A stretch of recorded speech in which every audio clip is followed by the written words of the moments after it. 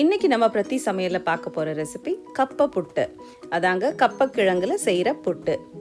இதை நீங்க காலையில பிரேக்ஃபாஸ்ட்டுக்கும் செய்யலாம், இல்லை ஈவினிங் டீ டைம் ஸ்நாக்குக்கும் இது செஞ்சு சாப்பிட்டா ரொம்ப நல்லா இருக்கும். வாங்க இனி இந்த ஈஸியான ரெசிபியை எப்படி செய்யறதுன்னு பார்க்கலாம். கப்ப புட்டு செய்யறதுக்கு இன்க்ரீடியன்ஸ் ரொம்பவே குறைவு. கப்பை தான் அதுக்கு மெயின். இதில் என்ன ஒரே ஒரு வேலைன்னா இந்த கப்பையை நல்லா திருவி க்ளீன் பண்ணி அதை ப்ராசஸ் பண்ணுறது தான் கொஞ்சம் பெரிய வேலை. ஸோ இந்த மாதிரி நான் அன்றைக்கி 2 கப்பை தான் எடுத்திருக்கேன். இந்த 2 கப்பைக்கு தோலை நீக்கி நல்லா அதை கழுவிட்டு அதை நம்ம கிரேட்டரால் நல்லா அதை கிரேட் பண்ணி வைக்க போகிறோம்.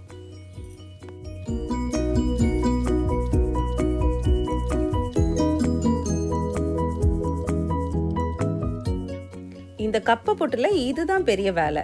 இதை மட்டும் கிரேட் பண்ணி முடிச்சிட்டோன்னா மற்ற வேலையெல்லாம் ரொம்ப ஈஸி.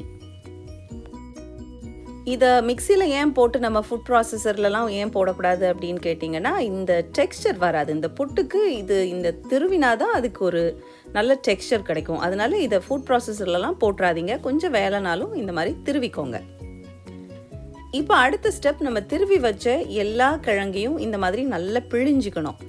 இது பிழிகிறதுனால என்னென்னா அதிலிருந்து அந்த ஒரு எக்ஸ்ட்ரா ஸ்டார்ச், அந்த எக்ஸஸ் ஸ்டார்ச்சை நம்ம இப்படி ஸ்குவீஸ் பண்ணி இப்படி எடுத்துடுறோம். இல்லைன்னா ரொம்ப பசை மாதிரி இருக்கும். ஸோ இதை இந்த மாதிரி, இந்த ஸ்டெப் ரொம்ப முக்கியம். இதை ஸ்கிப் பண்ணாதீங்க.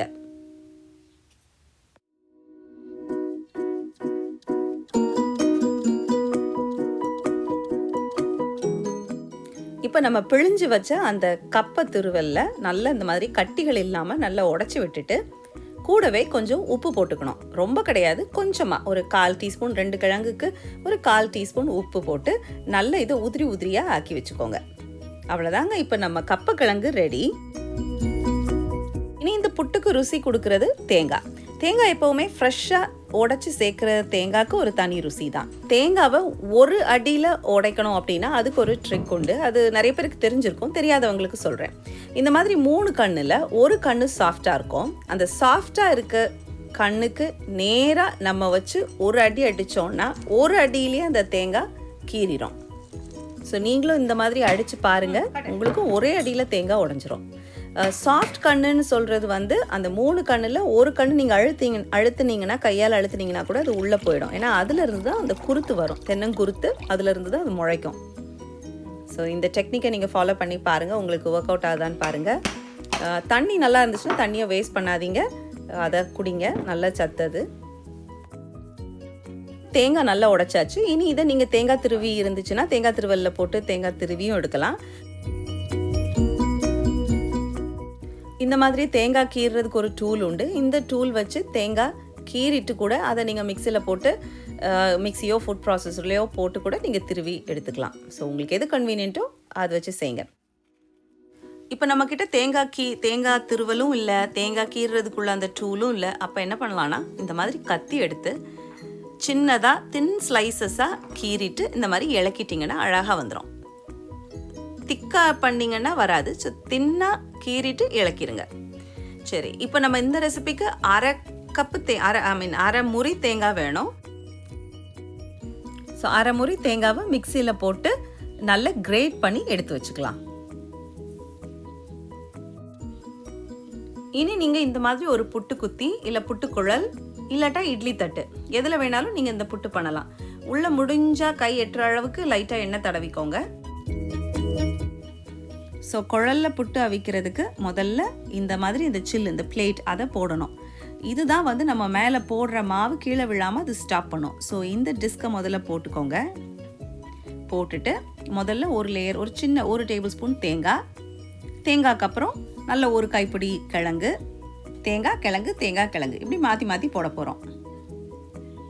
இதில் மேக்ஸிமம் 2 துண்டு புட்டு தான் இதில் பண்ண முடியும். எனக்கு சின்ன புட்டு குத்தி தான், அதனால் இதில் 2 துண்டு புட்டு தான் என்னால் இதில் பண்ண முடியும்.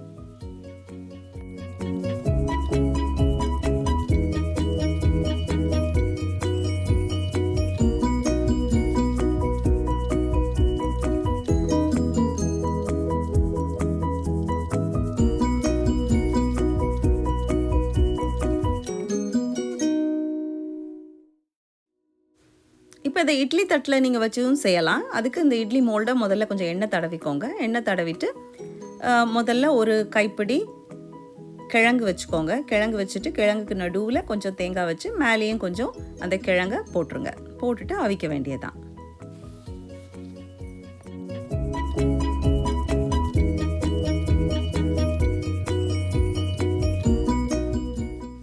இனி இதை நம்ம ஸ்டீமில் வேக வச்சு எடுக்கணும். 5லேருந்து 10 நிமிஷம் ஆகலாம்.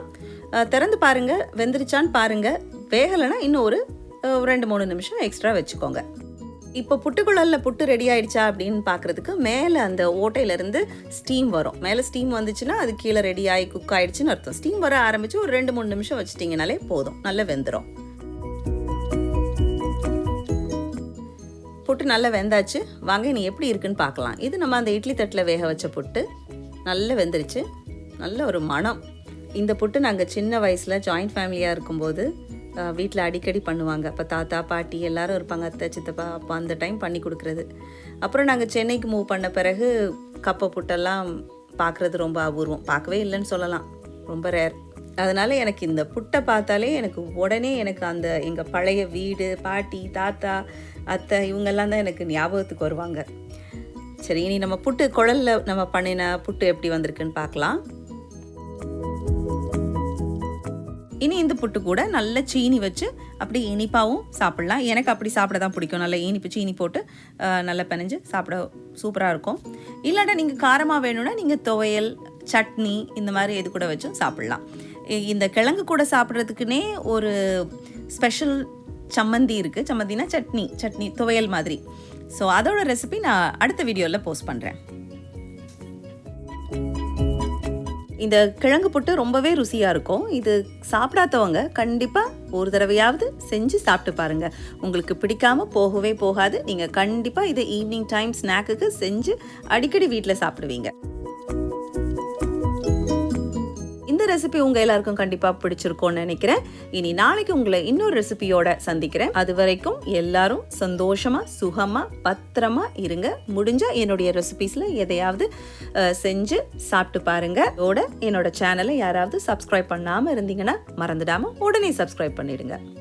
தேங்க்ஸ் ஃபார் வாட்சிங். பாய்.